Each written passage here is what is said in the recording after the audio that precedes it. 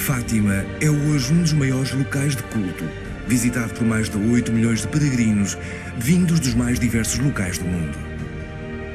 Será Fátima um lugar de fé? Ou será Fátima a nova refundação do cristianismo? Que importância terá tido Maria e o seu culto mariano no fenómeno das aparições ao longo dos séculos? Quais são, na realidade, as várias faces de Fátima? No dia 13 de maio de 1917, 3 crianças, Lúcia dos Santos, de 10 anos, Francisco Marte, de 9 e Jacinta Marte, de 7, afirmaram ter visto uma senhora mais brilhante do que o sol, sob uma azinheira, quando pastavam um pequeno rebanho na cova de Iria, próximo da aldeia de Aljustrel. É hora de aprofundar as origens e documentar um facto histórico que, independentemente das suas implicações, levou à construção de um altar do mundo. Um altar junto do qual já se ajoelharam 3 papas da poderosa Roma, confiados nas palavras de 3 crianças, ingênuos pastores de um local ermo do Portugal rural e profundo. E Fátima, como é que tudo aconteceu?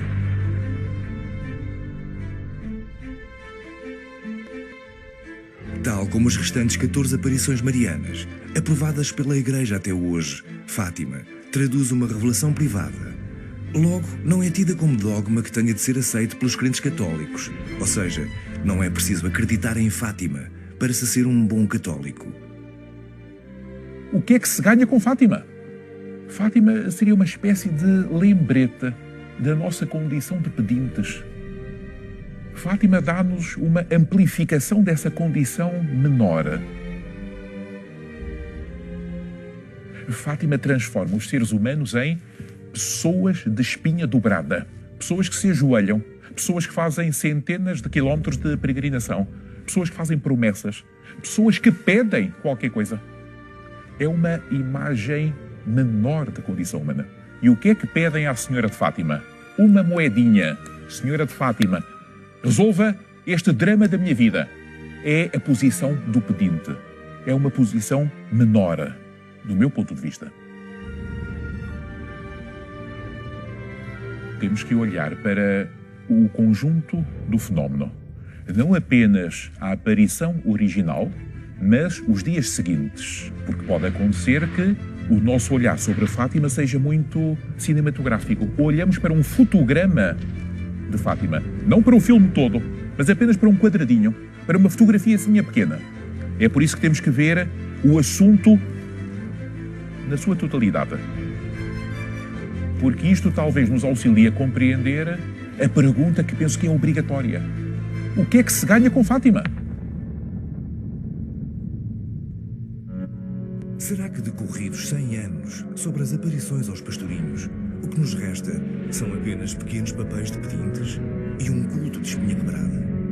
O fenómeno de Fátima gerou paixões e algumas controvérsias, mas para perceber melhor o fenómeno, precisamos de conhecer o filme todo.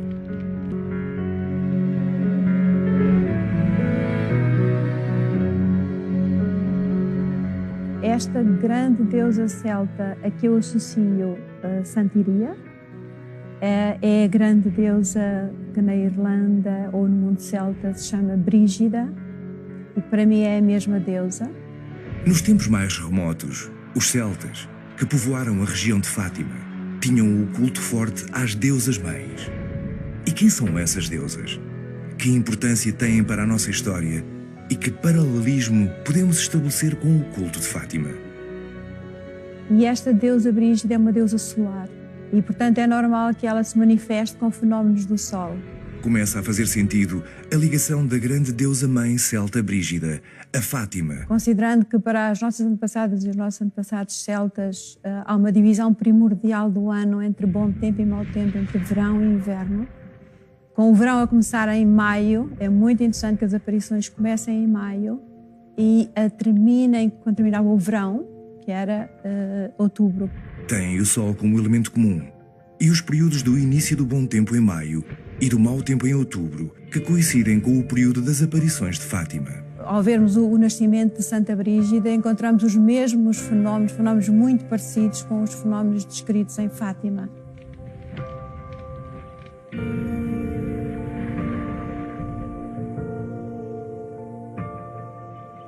Esta ligação a um culto feminino, a uma gênese feminina, faz parte do ADN da nossa criação enquanto povo. Mas como é que Maria, mãe de Jesus, ganhou um papel tão importante na Igreja Católica? E como é que Portugal fez de Maria a sua padroeira? Há uma grande razão para tudo isto ter sido considerado Património Mundial pela Unesco em 1983. Foi o grande esforço de Dom João I na Batalha de Aljubarrota e a sua vitória que deu origem à construção deste mosteiro, e que aqui tem São Domingos como o grande fundador da Ordem Dominicana. Dom Domingos de Gusmão foi também o protetor desta ideia do rosário, dado que o recebeu, alegadamente, das mãos da própria Virgem em 1214. É exatamente isto que podemos ver ali no topo, naquele vitral, em que surge Nossa Senhora com o menino, sempre com o menino, e envolta pela ideia do rosário. Realmente temos muito a dizer dentro do panorama iconográfico, desde Nossa Senhora da Anunciação até chegarmos a Fátima.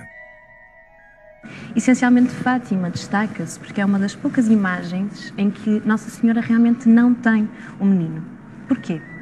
Para começar, temos de referir que este tipo de imagens em que Maria surge grávida foram proibidas no Concílio de Trento. Éfeso refere que Maria, ela própria, foi criada sem qualquer tipo de pecado original. Por isso, vai surgir esta nova imagem, a imagem de Nossa Senhora, a Imaculada, vestida de branco e azul e não do tradicional rosa e azul. Surge então uma nova iconografia, que de certa forma sempre existiu. Foi tratado durante toda a época medieval e a luta surge exatamente entre franciscanos e dominicanos. Os franciscanos eram a favor de um dogma que viria a ser feito muito mais tarde, o dogma da Imaculada Conceição. Esta demonstra não a ideia da sua gravidez, não a ideia da sua maternidade, mas sim a ideia da existência por si só. Maria é ela própria virgem, virgem desde sempre, para sempre, e também sem qualquer tipo de pecado. A Virgem Maria, a partir do Concílio de Trento, ganha, além das alterações físicas, um novo papel na estrutura da Igreja. Será que o culto mariano tem a mesma recepção nas restantes confissões das igrejas cristãs?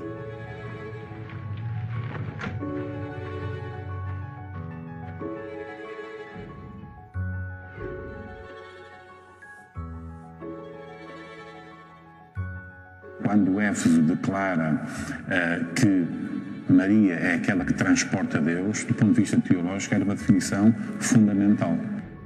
Após o Concílio de Éfeso, Maria deixa de ser a mãe de Jesus e passa a ser a Theotokos, a mãe de Deus, elevando-se ao patamar mais alto do catolicismo.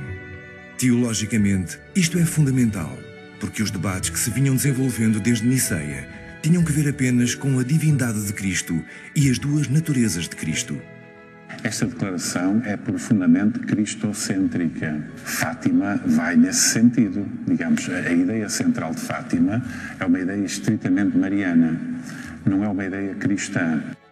Quer dizer, fala-se da reparação, fala-se do culto ao Sagrado Coração de Maria. Tudo isto é, de facto, uma centralidade mariana estranha ao cristianismo. Do ponto de vista da Igreja Luterana, estritamente da teologia, nós não vemos em Fátima um fenómeno cristão. Portugal, desde há muito, está ligado à fé, desde as deusas mães celtas, passando pela Batalha de Aljubarrota, onde Dom João I, para agradecer à Senhora do Rosário, manda erguer o Mosteiro da Batalha, onde se podem ver iconografias da Virgem Maria ainda grávida. Mas com o Concílio de Trento, Maria torna-se virgem e livre de pecado. E com o Concílio de Éfeso, torna-se Theotokos, a Mãe de Deus, criando assim o culto mariano.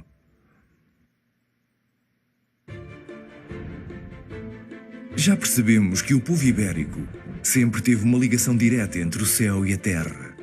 Portugal, na sua construção, foi buscar ao divino forças para derrotar os mouros.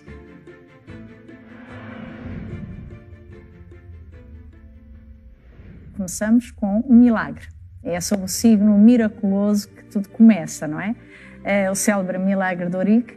Dom Afonso Henriques tem uma visão decalcada do milagre de Constantino.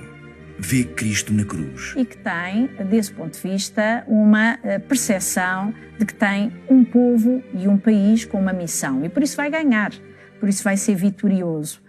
Com a entrega da coroa portuguesa à Imaculada Conceição por Dom João IV, Nossa Senhora passa a ser a Rainha de Portugal, a sua protetora, a sua padroeira. E ele ofereceu a coroa em sinal de vassalagem à figura da Nossa Senhora da Conceição, e a partir daí os reis de Portugal não mais usaram coroa. Através da proclamação solene confirmada nestes documentos, Dom João IV assume para a família e reafirma para o país a consagração à Nossa Senhora da Conceição, a Imaculada. E há essa transferência, esse deslizamento para o povo, fez com que nós assistíssemos a um outro percurso que vai levar à construção e à consagração de Fátima, altar do mundo. Portugal passa a ter o maior número de santuários marianos na Europa. Temos, inclusivamente, as mulheres portuguesas a oferecerem o seu ouro para a coroa de Nossa Senhora de Fátima. E mais tarde vamos ter a bala do atentado ao Papa, incrustada também na coroa. Aliás, curiosamente, num elemento, num orifício que era exatamente do tamanho dela. Coincidência que alguns dizem, pronto, não seria casual, não é? Depois da monarquia e com a instauração da República, Portugal passa a ser um Estado laico. As diversas religiões e confissões são escorraçadas de Portugal. É preciso perceber o enquadramento da Igreja Católica Portuguesa neste contexto. Como era a sua ligação social e política na época? Começamos por 1910, a Primeira República. Temos um governo provisório a criar uma lei da separação do Estado da Igreja que é marcadamente laica, que cria uma grande conflitualidade dentro da própria República. Afonso Costa, num determinado momento, numa sessão aberta da maçonaria, diz que deseja exterminar, suprimir o catolicismo em Portugal no espaço de 2 gerações. E é evidente que os bispos e a hierarquia católica não gostaram de ouvir isso. e vai reagir, não é? Vai reagir e vai combater a República, vai resistir à República através de uma pastoral, através de um protesto coletivo que sai em 1911 e que vai, de facto, gerar todo um clima de guerra e de conflito e de instabilidade. É em janeiro de 1917 que sai o primeiro corpo militar, o primeiro contingente do Corpo Expedicionário Português, que vai para a Flandres. E há informações logo em abril de 1917 da primeira morte de um soldado português. E logo a seguir começam as notícias em contínuo do inferno da guerra e da mortandade dos soldados portugueses. A mensagem de Fátima é extremamente simples. É a questão da guerra. É em maio que se dá a primeira aparição, que de resto, convém também dizer, surge mais ou menos na mesma altura de outras aparições. Nós temos relatos nos jornais da época de aparições, 1916, 1917, 1918, nós temos diversas aparições que pululam um pouco pelo país. Há uma aparição que acontece na zona do Barral, a Senhora da Paz, no concelho de Ponte da Barca. Mais ou menos nas mesmas circunstâncias, surge uma aparição a um jovem pastor, enquanto guardava o seu rebanho, 2 dias antes da aparição de Fátima, ou seja, 11 de maio de 1917. Convém chamar a atenção para o seguinte: estamos em 1917, quem está no poder a partir de abril é o próprio Afonso Costa, não é? É o anticristo. Depois de um século XIX tenebroso, marcado pelo liberalismo laicista e depois pelo republicanismo laicista, regalista e ateísta, não é? Fátima resgatou o país e, portanto, irá conduzir Portugal a um novo tempo, uma nova era de prosperidade, felicidade, a uma nova idade de ouro que Portugal tinha perdido desde o século XVIII. Com uma nova república débil e um possível regresso à monarquia, como era a realidade social?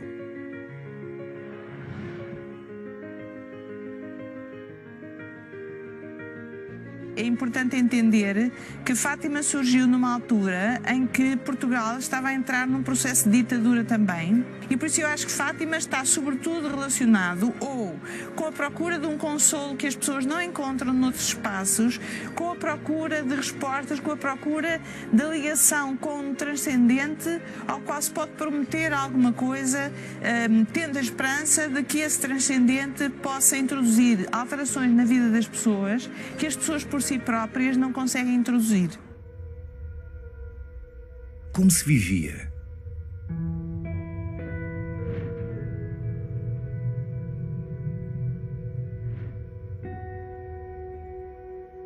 De facto, Lúcia, Jacinta e Francisco, ao terem esta vivência do mundo rural e esta vivência familiar, foram, ao longo do tempo, na sua infância, incutindo na sua mente um discurso e uma narrativa muito própria deste mundo rural, marcado pelo religioso.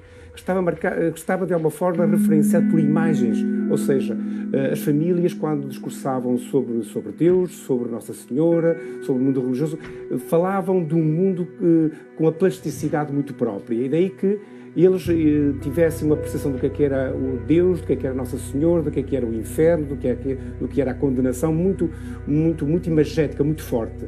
E isso influenciou certamente o discurso e a percepção que eles tiveram das aparições. E o que se pensava?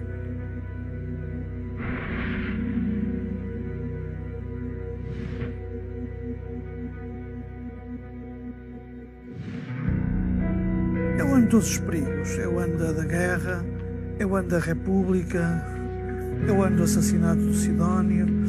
E as pessoas estão todas ansiosas, estão todas cheias de medo. Entretanto, dá-se também uma revolução na Rússia, cujas consequências ainda não se conheciam muito bem. 1917 passa a ser o ano de todos os perigos. É nesta sociedade rural, em que as mulheres dominam, que surge o fenómeno de Fátima. A mãe de Lúcia sabe ler. A mãe de Lúcia ensina a catequese aos seus filhos, passando-lhe todos os valores católicos e que estão marcadamente presentes no imaginário da Lúcia, de Francisco e de Jacinta. Daí que, quando os miúdos dizem ter visto qualquer coisa, uma imagem, é um tio que diz: se os cachorros disseram que viram alguma coisa, só pode ter sido a Nossa Senhora. 1917 era o ano de todos os medos. Uma relação pouco saudável entre o Estado e a Igreja. Uma sociedade pouco instruída e com uma visão sobre o inferno constante, com guerras, fome e doenças. Era necessário um novo milagre como o de Eurique? Ou Fátima era o milagre que iria voltar a resgatar Portugal?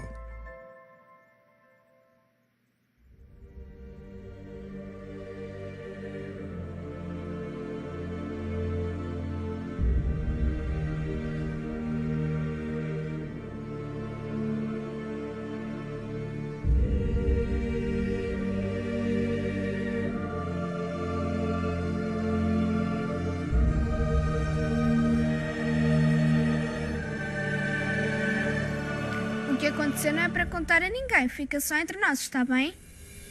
Prometam! Está bem, prometemos.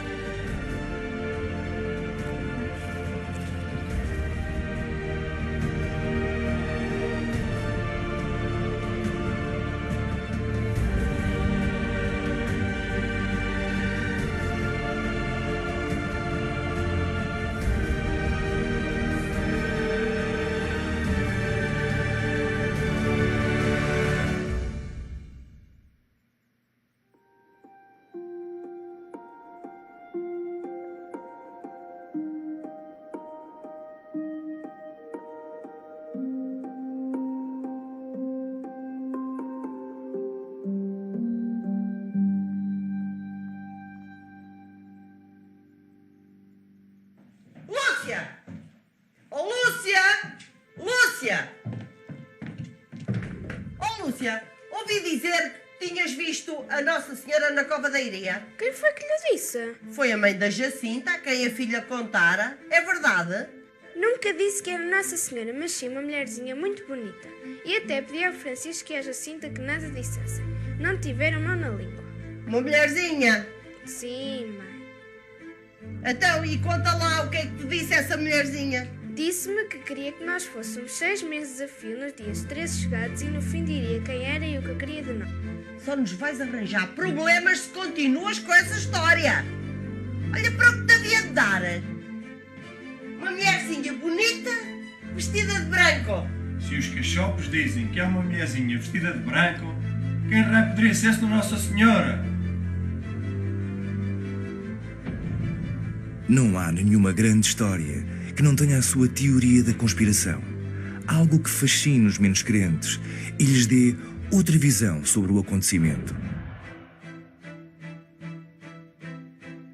Temos notícias, aliás, bem documentadas, de que, de facto, tudo isto que aconteceu na Cova da Iria, não é, foi previamente anunciado. E, portanto, é um anúncio que é encabeçado exatamente pelo número 135.917, portanto, 13 de maio de 1917, é um anúncio do que vai acontecer.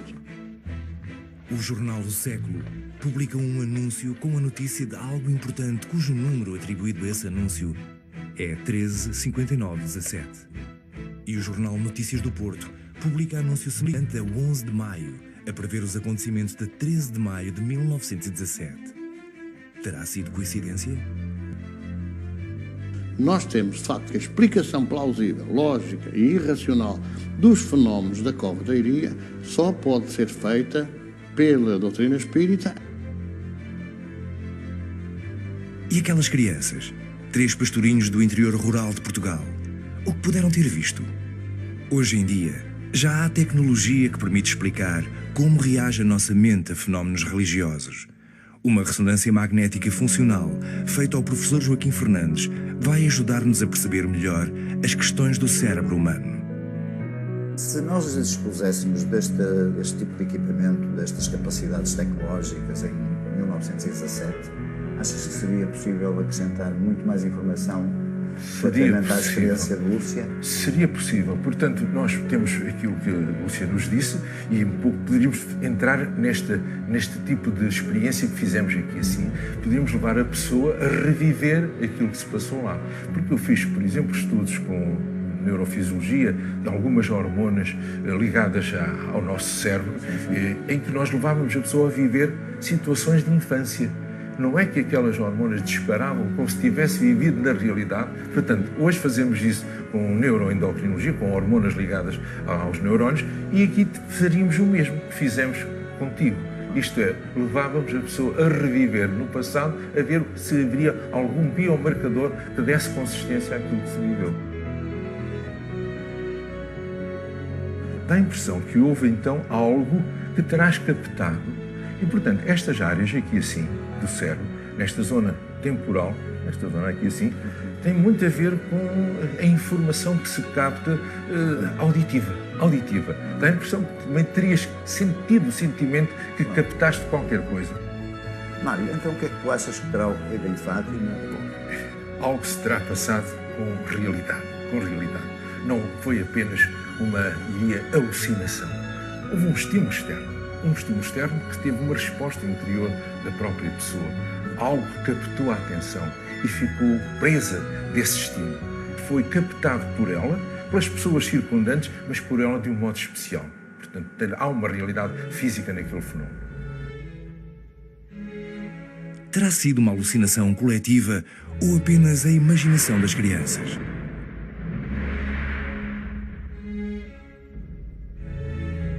São crianças de tenra idade e que têm, como muitas outras, hoje em dia também têm, entre os 8 e os 10 anos, o contacto com o chamado amigo imaginário. Veem coisas que nós adultos não vemos. Teremos nós capacidade para criar fenómenos externos através da nossa mente? Eles viram algo. No seu esquema mental. Depois, ser a Nossa Senhora, isso depois já foi trabalho de familiares e trabalho dos clérigos, etc., que andaram a... Enfim, para eles aquilo era Nossa Senhora. Nunca pensaram que era apenas uma mulherzinha, como dizia a Lúcia. Aquilo que eu posso dizer acerca do fenómeno é que aquele fenómeno existiu, que de facto houve ali um plasmar de uma formação. É um fenómeno físico, uma formação circular que não tem nada a ver com o Sol e que, enfim, teria uma temperatura elevadíssima, que depois levou inclusive à secagem de roupas de uma série de pessoas que ali estavam ali milhares de pessoas. E, portanto, essa teoria que está muito propalada da alucinação coletiva. Não cabe mesmo aqui, não faz sentido. Ainda hoje, este fenómeno é fruto de muita discussão, muita polémica, muitas observações. É isto que torna o fenómeno convincente e apaixonante. Se foi um fenómeno físico, o que poderá ter sido? Foi possível distribuir com documentação da época, documentação coeva, com testemunhos da época. É possível distribuir a posição de pessoas, de testemunhas que sofreram efeitos físicos. Nesse dia choveu imenso. Há relatos de pessoas que falam da secagem súbita da sua roupa com a passagem do sol.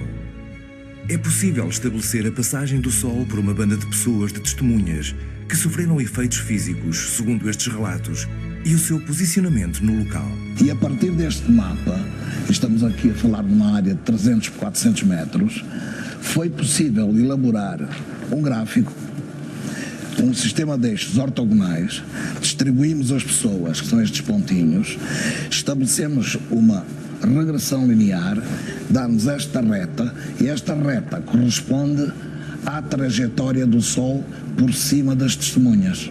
O ruído induzido na cabeça é descrito pelas mesmas testemunhas como um ninho de abelhas entre os 200 e os 400 Hz. E podemos reproduzir, eu posso reproduzir o valor médio. Este terá sido o ruído que as testemunhas descrevem como no interior da cabeça. O milagre do Sol em Fátima dá-se, segundo os testemunhos, num movimento rápido de sul para norte. Se a Terra inteira for do tamanho da minha mão, o Sol, em comparação, é do tamanho desta sala. Portanto, imaginar que esta sala inteira podia atingir uma célula da minha mão é algo inconcebível. Fátima contém um fenómeno físico real. Nós desconhecemos, mas o Sol não seria com certeza. E a nossa visão? Como funciona? Como funciona um sentido que tantas vezes nos engana? Poderá ter a física óptica a explicação para o fenómeno? Quando olhamos diretamente o Sol, podemos, em determinadas circunstâncias, ver halos solares, ver periélios, ver falsos sóis, ver arcos incompletos e até ver cruzes. Estes fenómenos são resultantes da refração e da reflexão da luz por cristais de gelo hexagonais existentes na atmosfera. Em termos da física e dos fenómenos naturais conhecidos pela ciência, as descrições dos movimentos do Sol descritas pelas pessoas que estavam naquela zona nada têm a ver com o facto de estarem a olhar diretamente para o Sol. Podemos agora imaginar um qualquer fenómeno artificial que pudesse produzir ou causar aquele efeito. Imaginemos que aqui é a Cova da Iria e que tínhamos um grupo de pessoas, que eu vou representar aqui por estas estampas, e se colocarmos um prisma entre as pessoas e o Sol, as pessoas poderão ver a imagem do Sol através do prisma e, conforme o prisma se desloca, a imagem do Sol desloca-se também e eles veem a imagem do Sol com diferentes cores e, portanto, este efeito prismático poderia explicar a dança do Sol e o aparecimento de várias cores. E as outras religiões? O que pensam sobre o fenómeno de Fátima? O budismo?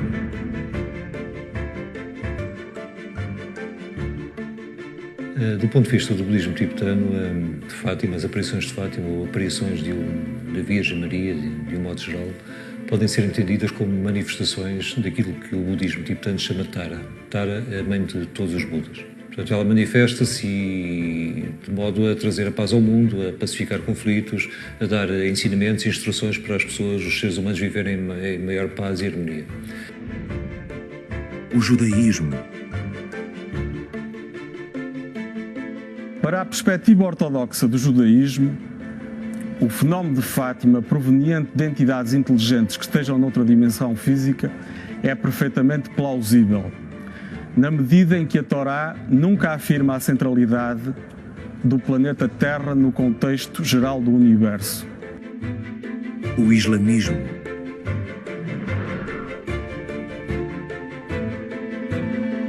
Maria, mãe de Jesus, é mencionada variedíssimas vezes no livro sagrado dos muçulmanos, que é o Alcorão. No 3º capítulo, Deus diz sobre Maria: foi aquela mulher escolhida, casta, pura, escolhida entre as mulheres do universo. Não há nenhum outro versículo do Alcorão em que uma outra pessoa esteja colocado no mesmo patamar. Mas não damos divindade, não a consideramos como mãe de Deus, mas sim sempre como mãe de Jesus. E se um muçulmano não aceitar Maria como casta, digna, e se não aceitar o nascimento milagroso de Jesus, deixou de ser muçulmano. Passaram 100 anos sobre as aparições.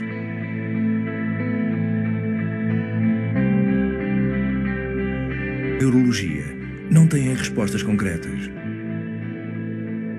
Muitas dúvidas, mas apenas uma certeza. Foi um fenómeno físico. Mas não, o Sol não girou. Assumindo o milagre do Sol e as aparições de Nossa Senhora, como se dá a afirmação do fenómeno de Fátima? Qual a relação da Igreja e do poder político com os videntes? Por que é que a Igreja, inicialmente, se insurge e tenta descredibilizar estes acontecimentos?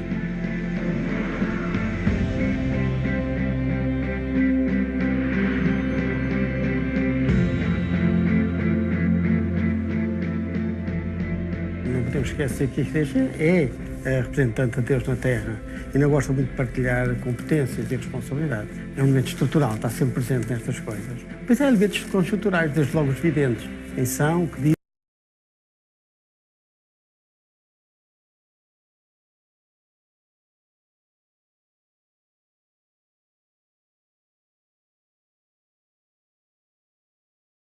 dizem e até que ponto é que isso é suscetível de ser objeto da adequação doutrinária e canónica que a Igreja exige.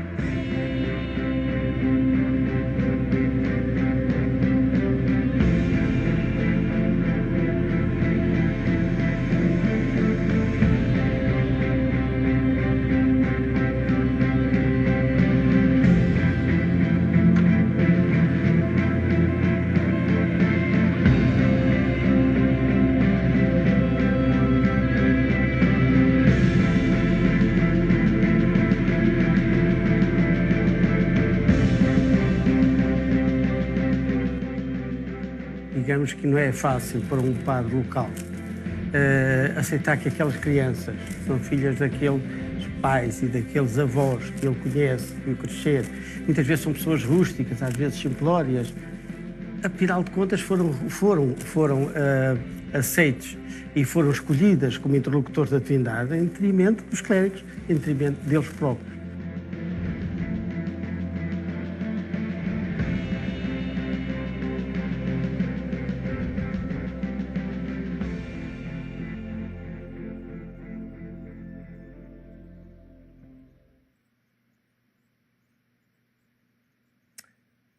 Perguntaste lá uma vez quem era? Perguntei, mas declarou que só o diria a 13 de outubro. Tens a certeza? Sim. Mas porquê que havia de ser isto? Logo, a ti! A uma pastorinha!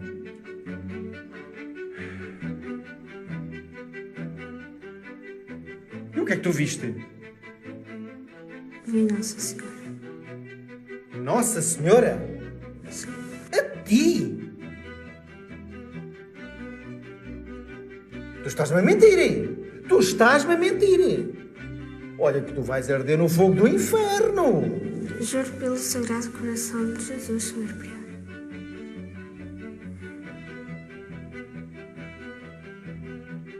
É uma pastorinha. Como é que é possível? Mas tu tens mesmo a certeza? Sim. Como é que ela era? Era muito bonita. Não estás a mentir? É impossível. Perdoa-me, Senhor. O inquérito a Lúcia, feito pelo administrador de Orém, a análise dos seus relatos e das convicções de Lúcia vieram dar consistência às visões dos pastorinhos.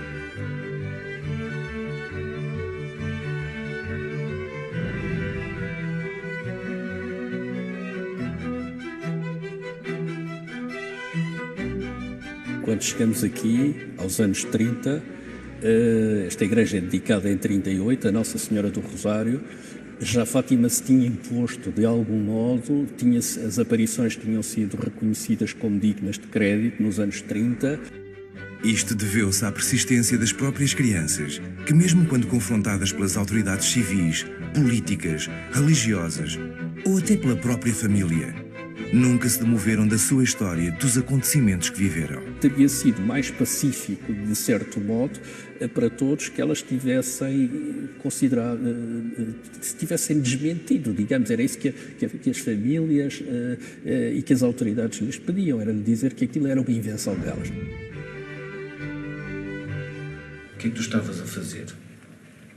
Estava a brincar com a Jacinta e o Francisco e de repente apareceu. Então, e a Francisca e o Jacinto também viram? Não. Não? Então foste só tu que viste? Sim. Então, e como é que tu queres que eu acredite em ti?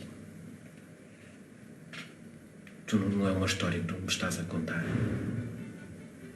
Então, e os teus pais já sabem? Já. E o que é que eles dizem? Dizem que eu estou a mentir. E estás? Não. Tens mesmo a certeza? Sim. Como é que ela vinha vestida? Vinha vestida de branco. De branco? Um vestido normal? Sim.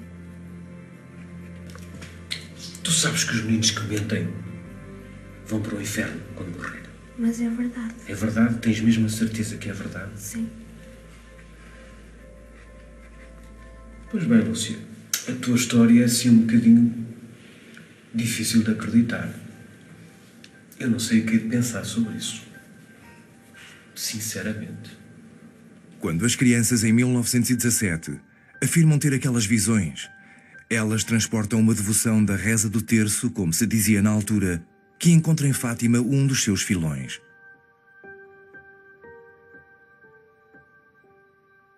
Agora, Fátima depois reconfigura-se, abre-se, universaliza-se, permite a subjetivação da experiência religiosa do peregrino. O fenómeno de Fátima encontra espaços de liberdade e autonomia e de relação direta com o sagrado. Este é um elemento moderno de Fátima. E Fátima vai também inversamente ao encontro do mundo, nas viagens da chamada Virgem Peregrina. Isso também é uma dimensão interessante. O culto popular a Fátima ganha força, mas a Igreja avança com cuidado. Morrem dois videntes, Jacinta e Francisco, e é preciso instruir Lúcia. Lúcia vai para as Doroteias do Porto.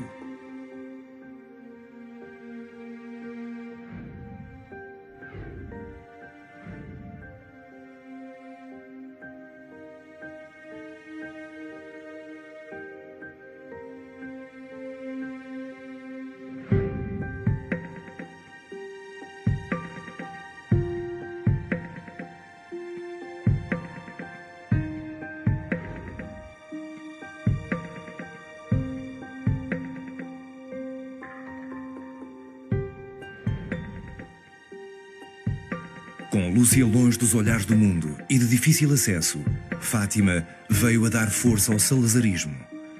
O cardeal Cerejeira comunica a Salazar que Lúcia lhe confessara que Nossa Senhora o queria à frente dos destinos de Portugal. Estado e Igreja, política e religião confundem-se agora. Está na hora de puxar pelo milagre.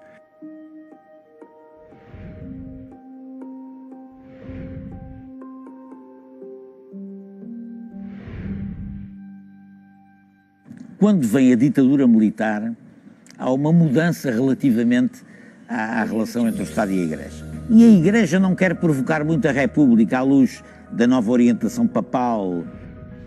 Devido ao contexto político da época e da relação Estado-Igreja, a Igreja Católica abstém-se até 1926 de puxar pelo milagre.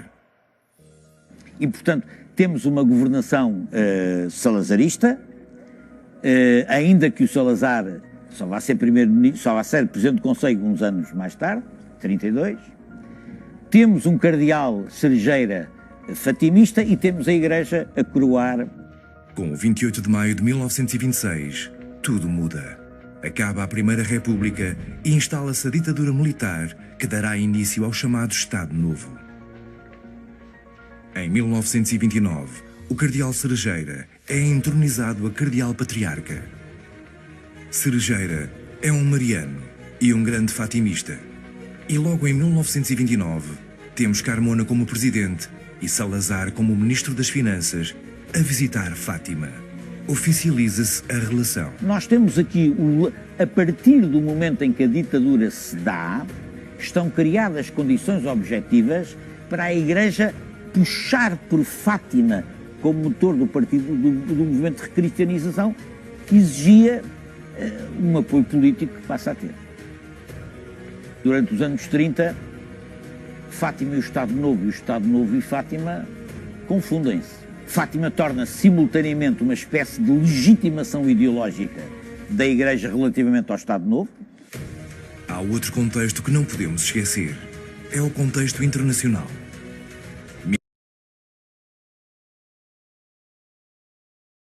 Em 1929 é também o ano dos Tratados de Latrão, em que o Papa Pio XI estabelece um acordo de paz entre a Igreja Romana e a República Italiana, neste caso com o fascismo italiano, e em que se estabelece o Estado do Vaticano, em que a Igreja Católica Romana se assume como uma apoiante declarada do fascismo italiano.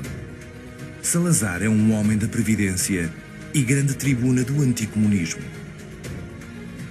Em 1930 é a Guerra Civil de Espanha e é nessa altura que o regime português, e citando Salazar, que elege o comunismo como a grande heresia dos nossos tempos. O combate ao comunismo passa a ser uma questão fulcral, é o inimigo principal do regime, e Fátima desempenha um papel essencial em todo esse processo. Papel de cruzada. E um papel de cruzada, como disse, no quadro da recristianização que a sociedade portuguesa e europeia necessitavam. Após os interrogatórios, o milagre ganha força. E a Igreja e o Estado fundem-se para combater o comunismo. Fátima ganha um santuário e dimensão à escala mundial.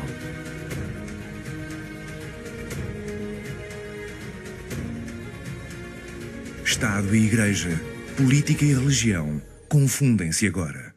Está na hora de puxar pelo milagre. É preciso acelerar a construção do Santuário Mariano. É preciso dar forma ao milagre.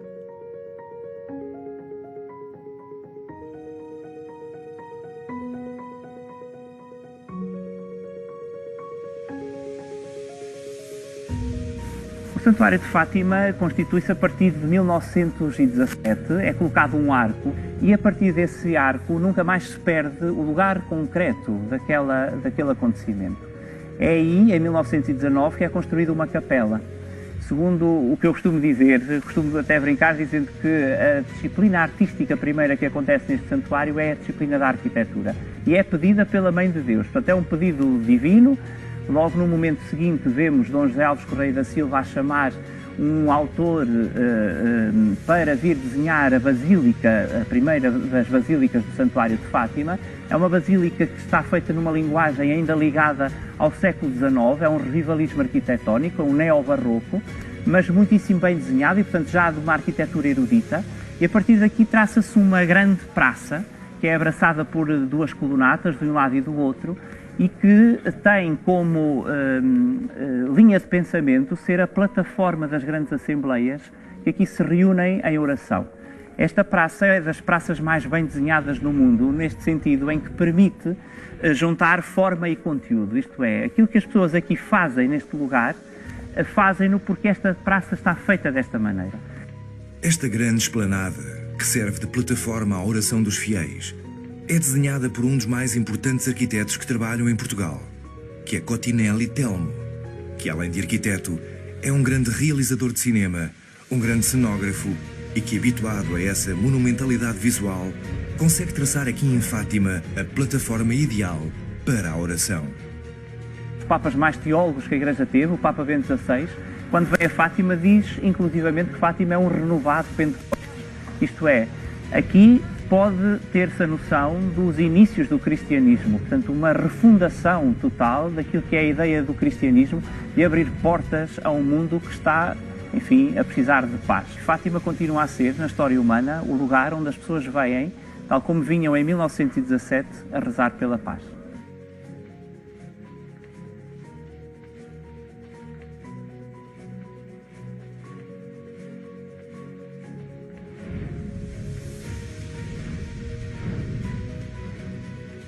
A primeira representação da Virgem de Fátima acontece logo em 1917, em outubro. Dessa altura datam umas pagelas com o título Regina Pacis Ora Pro Nobis, portanto a pedir-se a intercessão da Virgem Maria como intercessora pela paz, e para a figuração da Virgem, não havendo outros meios, recorreu-se a uma escultura da Sé de Leiria, aqui bem perto de Fátima, e é o busto da Imaculada Conceição, feita à maneira do Murilo, da representação típica da Imaculada Conceição do século XVIII, que é colocada numa fotomontagem, diríamos hoje Photoshop, uma fotogravura, se quisermos, e essa é a primeira representação da Virgem de Fátima.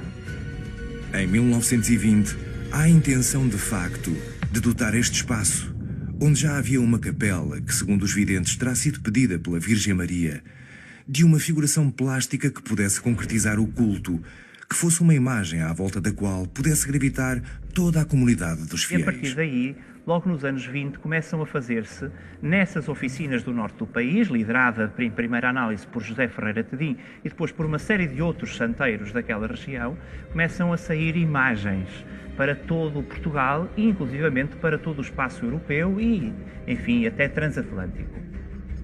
O Santuário de Fátima solicita a Guilherme Tedim, o escultor da imagem de Fátima, uma produção anormal de estatuetas. Surge um problema que só Lúcia poderá resolver.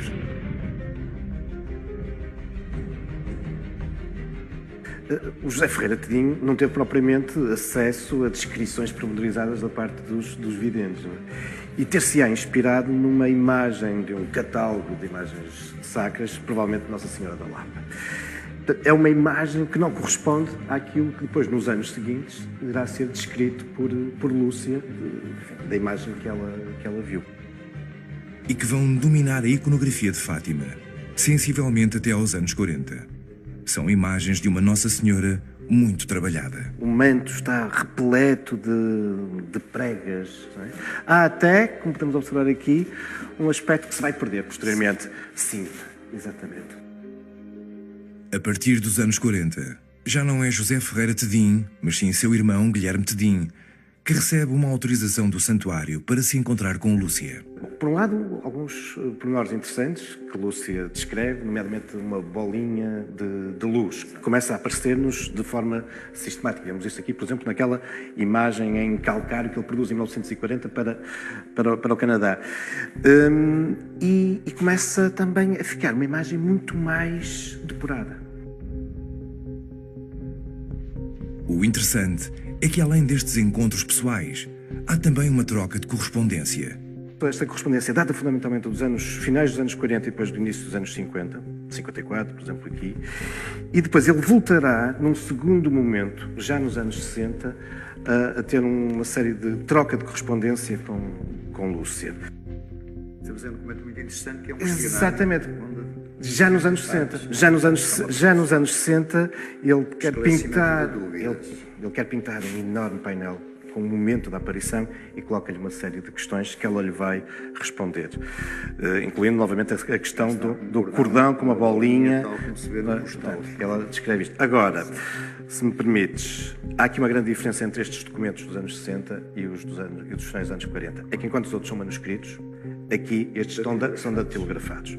Enquanto que nos outros ele tinha um contacto pessoal com ela, aqui isto chega-lhe pelo correio.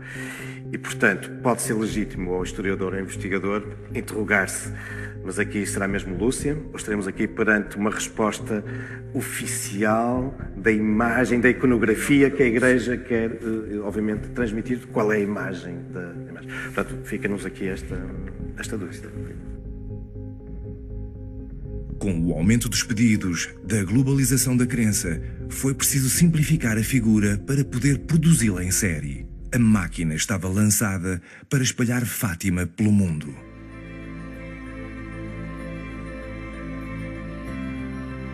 Parece óbvio que Fátima se tornou maior do que a Cova de Iria, maior do que Portugal e galgou fronteiras, tornando-se um evento à escala global.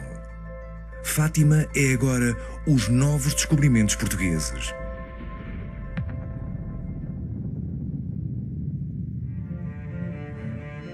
A história portuguesa é marcada por dois grandes acontecimentos ligados àquilo que podemos chamar a construção da história global.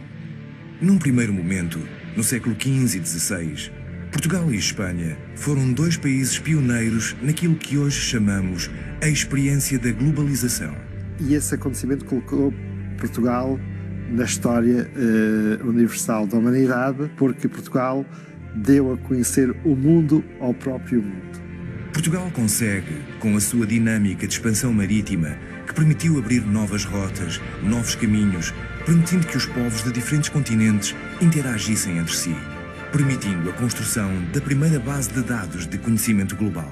No século XX, houve um outro acontecimento que também conheceu uma amplitude, um impacto mundial, que foi esse de caráter religioso.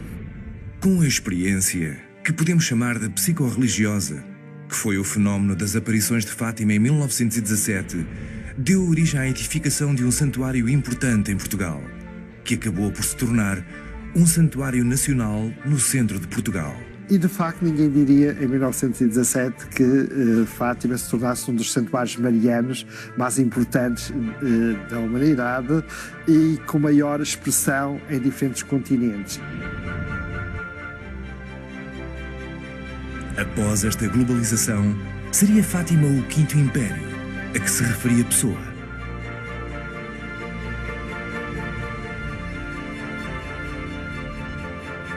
Com Fátima e a alegria que é ir a Fátima dos peregrinos, a festa do 13 de maio, a procissão do adeus, a procissão das velas à meia-noite, esse antigo brilho das feiras, onde o Bandarra expunha trovas que anunciavam o futuro, volta a repetir-se em Portugal.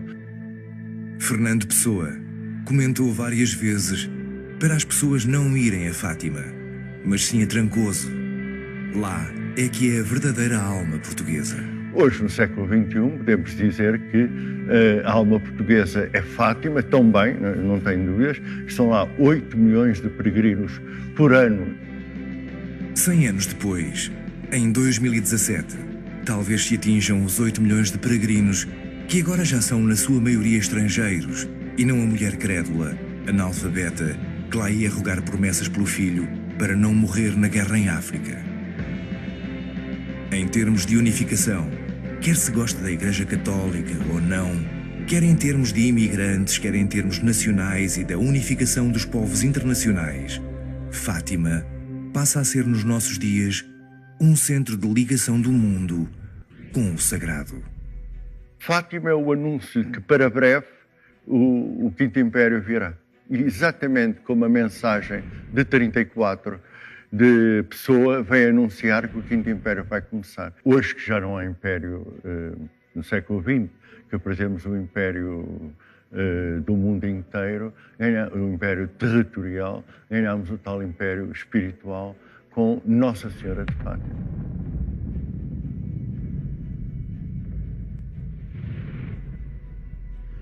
O culto mariano nasce em 431, no Concílio de Éfeso, e não mais para. Nossa Senhora toma um papel central na Igreja Romana e Portugal não foge a esse efeito. Com os descobrimentos, Portugal fica rico e poderoso e usa a Nossa Senhora e o seu culto como bandeira na conquista de novas terras. Os reis deixam de usar coroa e o culto toma proporções únicas.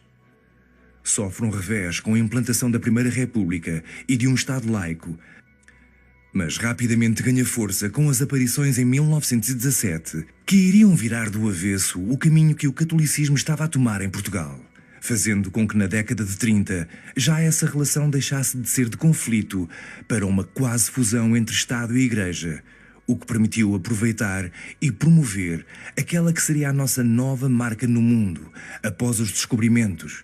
E como dizia Pessoa, o Quinto Império chegaria através da espiritualidade. E a verdade é que Fátima voltou a colocar Portugal no mundo, fazendo do santuário em sua homenagem um portal mundial de ligação com o divino. O futuro se encarregará porventura de decifrar o que está para lá desta janela, desta porta que é Fátima. Talvez, como intui magistralmente o poeta da mensagem, talvez Fátima seja um rasgão no espaço que dê para o outro lado.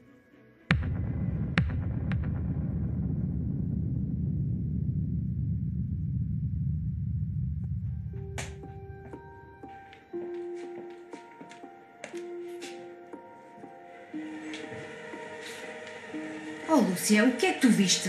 Vi uma senhora. E o que é que lhe perguntaste? Perguntei-lhe quem era Vossa Mercê. E o que é que ela respondeu? Ela estincou um dedo para cima.